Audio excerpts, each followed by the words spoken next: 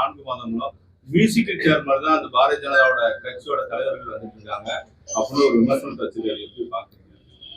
இல்ல, அவர் சொன்ன உண்மைதான். பாரதிய ஜனதா கட்சியில ஒரு ஆளுக்கு 3 வருஷம் தான் பதவி.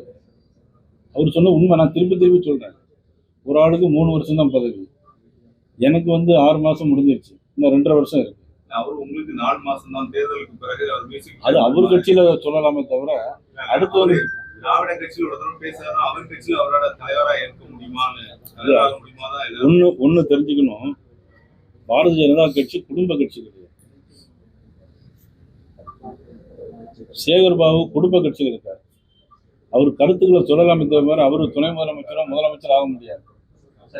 பாரதிய ஜனதா கட்சியில யார் வேணாலும் முதலமைச்சர் ஆகலாம், யார் வேணாலும் பிரைம் மினிஸ்டர் ஆகலாம்.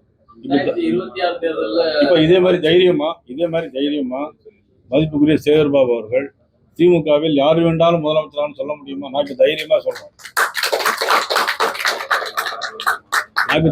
பாரதிய ஜனதா கட்சியில பிரைம் மினிஸ்டர் மோடி அவருக்கு பிறகு இன்னொருத்தர் வரலாம், ஆனா அவர் குடும்பத்தோட வர முடியாது.